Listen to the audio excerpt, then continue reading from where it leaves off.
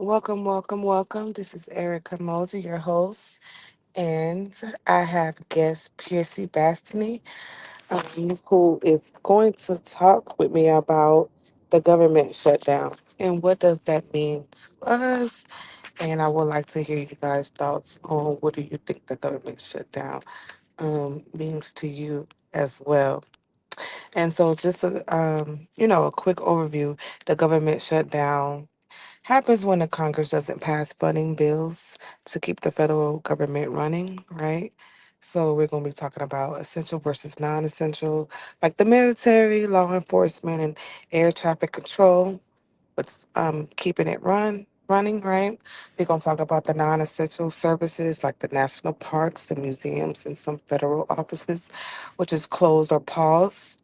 We're gonna talk about the federal workers. Many are furloughed, some sent home without pay until the funding resumes, and others are just working without immediate pay if their jobs are critical. Okay, and this is definitely a huge impact. It's going to be delayed benefits like small business loans or new SNAP applications. Okay. It's going to be closed offices like the passport and visa services, which is very important. All of these things are important. Okay. We have the economic ripple effect, can slow down local economies, especially in cities with many federal workers, right? Okay. And so, why has this happened, right? Usually due to the political disagreements in Congress and how much money should be spent, all right? This is due to the budget priorities, okay? So, we did not come into an agreement October the 1st. And as a lib announced, advocate dealing with the housing, this is very critical. So this could last for a few hours, days, or even weeks, depending on how long it takes the Congress to reach a deal. Okay, so I'm going to just ask Percy just some, questions, and I would love to hear you guys' thoughts as well. And so, thank you so much for joining the podcast, Percy. And can you tell us a little bit about yourself and where you're located? Yes. Yes, thank you. Thank you for having me. My name's Piercy Bastiani. I'm here in San Francisco as a graduate student at the University of San Francisco in the Masters of Public Administration program. I am also a candidate for District 10 Board of Supervisors here in San Francisco. And what I would like to go into about this shutdown is that this is not something that is new necessarily to the U.S. government. There were three during the first Trump administration. The one most famously, the longest one, being in 2018 to 2019, which took around 35 days for that Congress to come to an agreement and fund the government. So as Erica pointed out, yes, a lot of non-essential federal government services are either paused or just not accessible right now. If some of the government websites that you may even be able to go to will have a little message at the top that is blaming the Democrats for not being able to provide the services that we all taxpayers of the United States should be entitled to. Now, what that means is this issue um, has been politicized to the extent that one side, the Republican Party, who controls the House and the Senate within our United States legislative branch, they are claiming that the Democrats are just refusing to fund a clean bill that they've put together, a clean budget that they've put together, are just being unreasonable, um, and they're just saying it's just the Democrats' fault, right? And on the other side, the Democrats are putting a line in the sand for health care of millions of Americans that is subject to being jeopardized or cut due to some of the uh, new budget, let's say, restrictions and the means of which how the the Republicans have figured out how to balance the budget, right? It required a lot of cuts, in their opinion, to Medicare, Medicaid, healthcare subsidies, SNAP benefits, and things that are going to help and currently do help millions of low to middle income Americans. So the Democrats have decided it's the most important thing out of all the things to fight for this health care for millions of Americans. And they haven't drawn any real consolidated attention to any other issues that are happening, coinciding with this budget conversation. All And right. yeah, so And thank yeah. you so much for that. That was very insightful. And so, what do you think about the shutdown affecting like regular people, like average Joe? You know what I'm saying? Especially low income families or those living paycheck to paycheck. Will it affect us? Because, like I said before, you heard what I said the military, people working in offices. Um, that affects like the passport and all that good stuff. How do you feel about the average person that's working a paycheck to paycheck? Will it affect us? Should they be listening to this as well? Well, the government shutting down isn't going to, let's say, cause some kind of a societal collapse. So to the extent that the everyday American needs to be like staying up at night because the government is shut down, it's, I don't think it is that deep. What this really means is more about benefits and government services that folks may be dependent on, or if not dependent, at least to get some level of benefits from. Those services are going to be discontinued for an unknown amount of time. And so, into that regard, the everyday people that need Medicare and Medicaid, that need uh, access to international services for their business or personal reasons, those kinds of things, especially in travel. You're going to get longer wait times through TSA lines because TSA agents are uh, working without pay at the moment and likely aren't having the capacity to fully staff themselves. So a lot of things like that. It's more like secondary and third level problems it's going to cause for the everyday American, I would So say. I remember, like, I think the last time we went on the shutdown, it was about like 35 days, if I'm not mistaken. And so this time, I don't know how long it will be because we actually fighting for Medicare this time. And so it is like a valid point. But do you think essential workers should still work without pay? They will get their funds, after the shutdown is over, which will be a lump sum. But do you think that they should still work for free during the shutdown? How do you feel about that?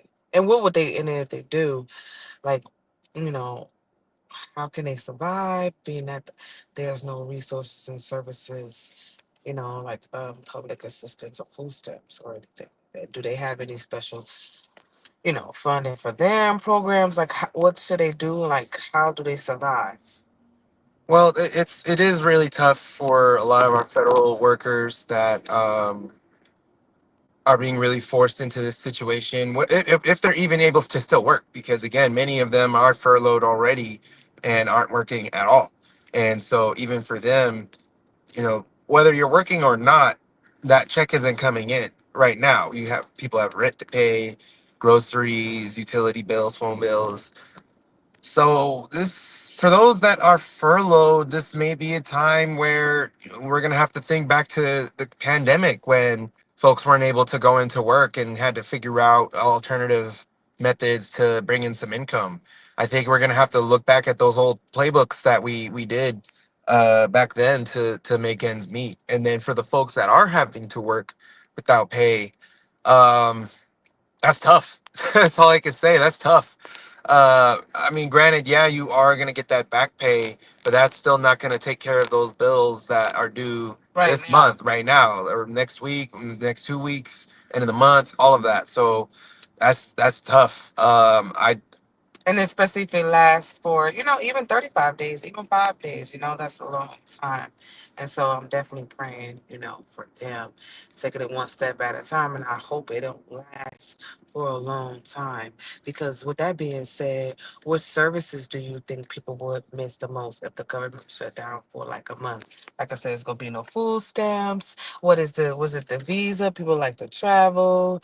Is it the essential the military? Is it the essential SNAP? Do you think people will miss? Do you think it's like the visas? Do you think is do you think people will care more so about the federal workers? Or you think people care about like the museums and national parks? Like what services do you think people will actually care about the most if it do shut down for a month? Well, I think for the everyday Americans, you're probably gonna see the most effect during your postage times. So USPS is gonna be affected if you're gonna be traveling. If this, it's October, and so the holidays are right around the corner. So if this extends longer than a week or two, then your travel plans are definitely going to be affected. So I think those first two, Oh, holidays. yeah, those first two things are automatically going to be impacted. Whether you're traveling for family or you're shipping off your Christmas gifts or you're trying to get those Black Friday deals locked in And the early. economy's not going to make money either. Yeah, yeah. Uh, I mean, okay. So historically, during the pandemic, the overall economy does take a little bit of a dip during a shutdown, but interestingly enough, the GDP actually stays relatively consistent during a government shutdown and hasn't been proven to actually bounce back more after the shutdown, which makes sense because when people get that money, then they got to spend that money. That feeds into the economy automatically. So the economy is actually not going to do that bad during this period of time. On the day of the shutdown, the S&P 500 and Nasdaq were actually showing some fairly strong closing outputs, but that's very macroeconomic. That's not telling anybody who's the everyday American what does this again still mean for me. So outside of the postage and the travel, maybe in the short term you're not going to feel it so much, but I think those who are going to feel it the most are those federal workers. Absolutely. As a couple days, it's going to be a week into this shutdown, and it doesn't seem like there's any headway in the negotiations between the Democratic Senate, the Republican Senate. Um, I think those that are in the actual target as far as being a federal worker, my number one concern, if I were you, would be is the government having any capacity to cut a check similar to like the COVID stimulus to help folks get through this challenging period of time? I would say that would be the fair thing to do. I agree. I feel like it depends on where you're located. And so in the Bay Area, people are really going to care about these parks and stuff like that. During the holidays, people are definitely going to care about their passports.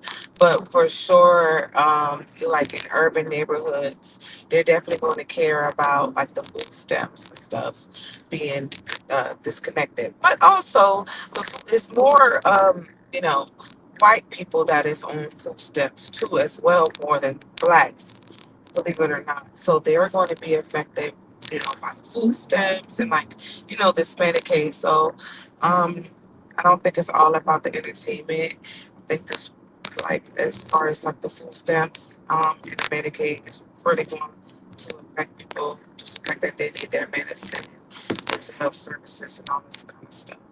And so, with that being said, do you believe Congress should still get paid during the shutdown? Like the president is still, getting paid during this time, right? The military is still getting paid.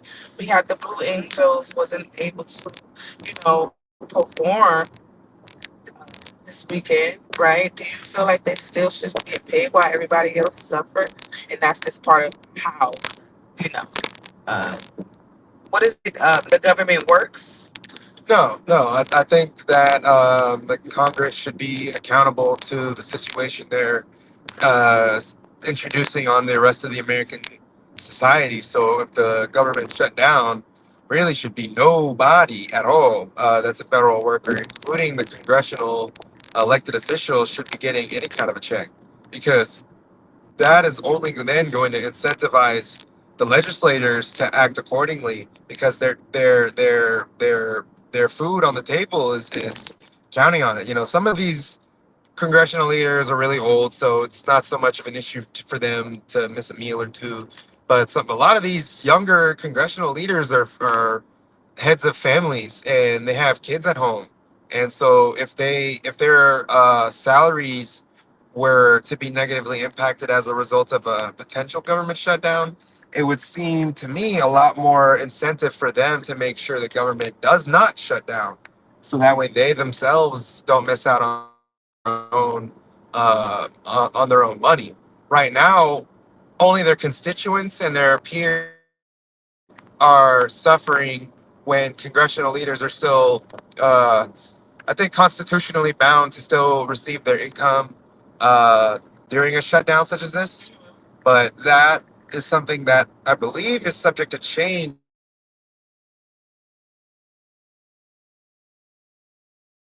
I would have to let y'all know who it, but I do know there was a bill introduced to this House session that would disallow congressional elected officials to receive their income during a government shutdown.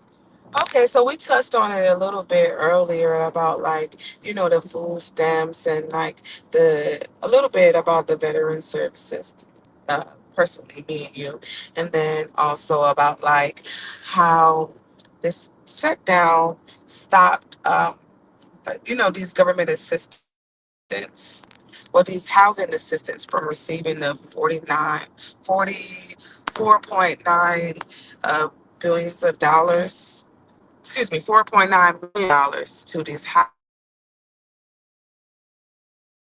they're not going to receive any of these services. And so, how does the shutdown impact programs like the housing assistance, the food stamps, or the veteran services? You said that no one receives funds. I know as of yet due to the shutdown, and I know that certain states, like California, internal funds where we can be able to help with like Medicaid, with healthcare and like food stamps and stuff, but we don't have enough. So other states that don't have like that backbone infrastructure, how would the shutdown impact programs like the housing assistance and food stamps for veteran services for small urban states or even states that have a little bit of backbone? Well, I would have to imagine that most of what you just said is not accessible right now.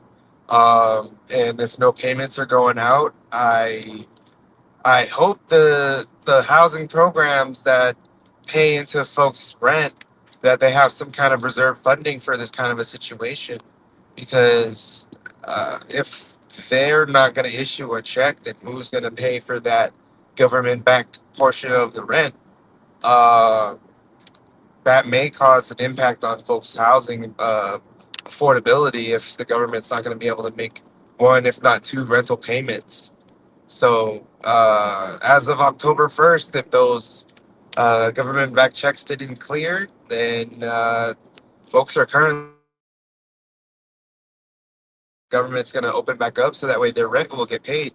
Now, if this does end up taking the rest of the month and that crosses over the November 1st threshold, that may be 2 months that the government has not been able to pay for on behalf of their uh, government approved housing constituents, which I don't know if those private corporate landlords are going to continue to allow for these folks to stay in their quote unquote rent free. So I think that's going to be your biggest target of an issue right now. Yeah, and then only certain states will allow you to take back rent, rather that's from a rental assistance program or your own. money. They don't have to take the background. So I learned that in only 23 states are coming together to try to pass that bill to where, the states can take the back rent along with the third party subsidy programs. And so even when the government reopens and they don't take these subsidies, it will be a problem for housing. And so with that being said, how can communities or nonprofits step up to support people affected during the shutdown? Well, I think the important thing with these communities and nonprofit organizations is that they are fortunately the people that are closest to the people closest to the problem. And what does that mean? That means the everyday folks that they've already have had as constituents or clients, they may actually get a surge in requests for services.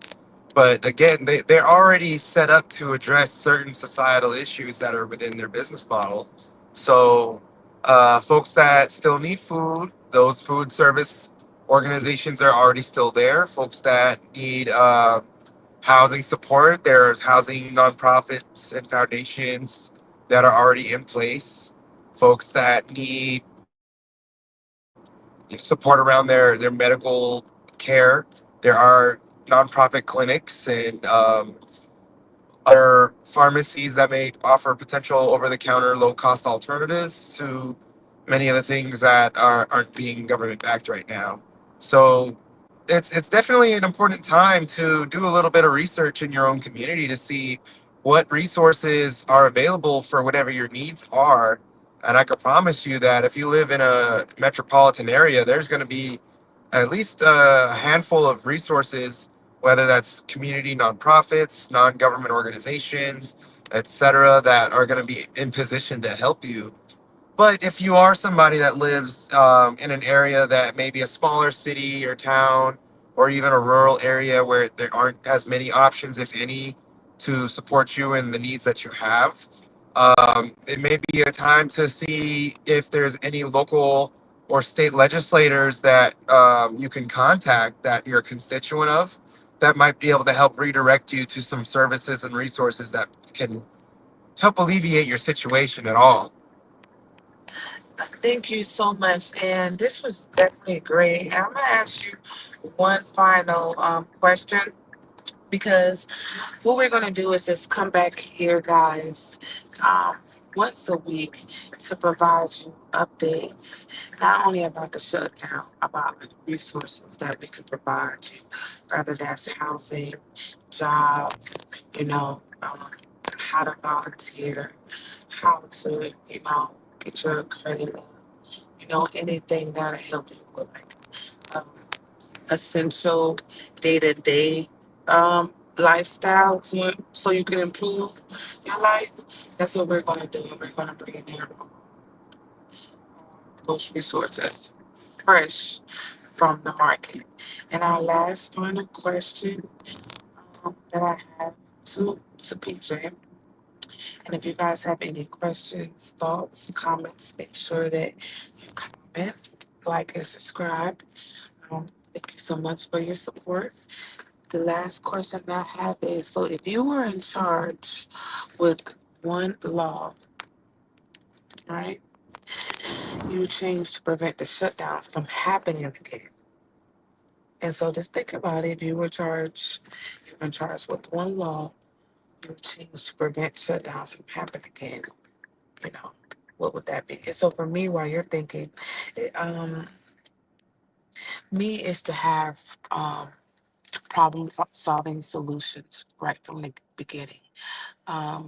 Preventions and infrastructures right from the beginning. Um, just every time we go to Capitol Hill, it's just kind of like uh, it feel like it's rushed. It feel like it's unorganized about what the Congress and the Republicans actually wants to do, and then. And then once it's time to come into an agreement, no one knows exactly what to do. So I think there should be some um, preventions. Like for me, I do homeless awareness. It should be preventions um, on and strategies what to do with the budget before um, getting everyone together for Capitol Hill. You talk about it, and then you strategize on your own and don't come to agreement. I think it's waste of time for us to all come together in Capitol Hill Day and not come up have not have effective strategies prior that year, um, and then the Republicans or the Democrats don't understand not a damn thing that we're doing or want.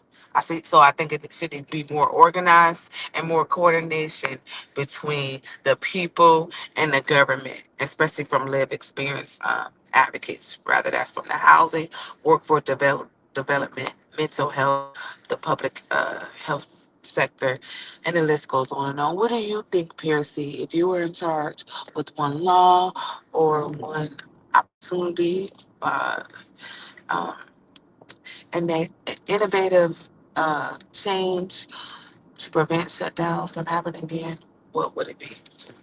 Well, first I have to commend you on your statements because that's actually something we're talking about right now in grad school around the failure of government collaboration with the proper actors in the constituencies in order to make sure that the public servants and the politicians, the elected officials are properly addressing the issues and the real problems at hand. And because of the lack of collaboration or coordination with the proper actors, they're making a lot of decisions that they're not taking into account how the impact is going to be had. And so, something that has been brought up recently is something called the multilateral actors model, which basically tells about, let's say, five different actors. Let's say the political elected officials, that's one. Public servants, that's two. Then you have your nonprofits, three. Other community, building coalition leaders, four, and I believe business leaders was like five. So if you look at those different groups of people, when you have coordination among all those different groups, you create kind of like a mastermind principle to be able to effectively tackle any issue at hand, right? So when you look at the coordination, the testing, all the COVID testing during the pandemic, not necessarily talking about the vaccines, but specifically the testing infrastructure where folks could have these pop-up drive-through centers that a lot of the universities had infrastructure set up around testing. It became in a lot of metropolitan areas very accessible to go ahead and get a little test. And so when you think about that, you think about the government that was one actor in hand, the different nonprofits and medical teams that banded together. You think about the different universities and other businesses that stepped up to create solutions around this. So that's when the multilateral actors model works, when you have good governance of cooperation and collaboration. Now, in terms of what I would change, what law I would change, I would probably have a law that was set up to where if there was ever a potential shutdown, that any of the services that are going to be impacted would have a mirrored like service within the U.S. military that would then be made public and available direct to consumer from the U.S. military to the consumer to be able to pick up the slack essentially. And so within the military, as we understand that they have a mandatory non-discretionary status in the U.S. federal government, which means there's not a lot that can be done to change the structure of the funding for the U.S. military. And so, if the medical system that supports all of our active duty personnel was made public to the U.S. citizen, A lot of folks would still be able to therefore get the services they need medically without having to have a lapse in service. If you think about the logistics that supports the mail that goes out to all of our active duty servicemen domestically and around the world, if that was made public, available to support the backbone of the U.S. service, you would make sure that our services, our postage and shipping and is going to be maintained. All of our air traffic control, if you had our U.S. military radar operators step up to help fill in the gaps, you had our U.S. military police that could step up for our TSA that are going to be short staffed.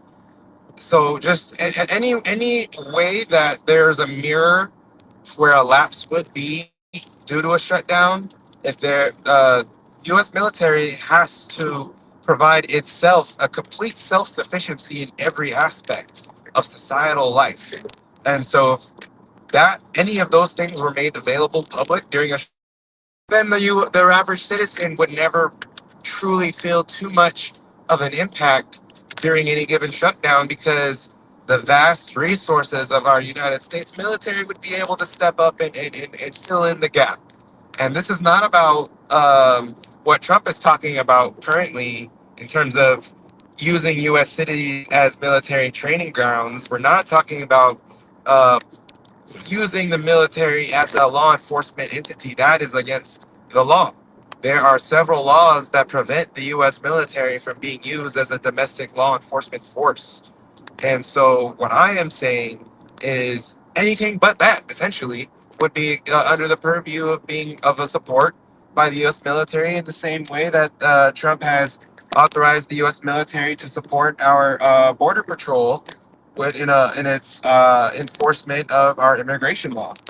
So there are ways to use the U.S. military, including, like, for example, our U.S. Army Corps of Engineers has historically, in many cases, been used for civilian purposes, for specialized projects that our civilian contractors just can't do or just can't pull off.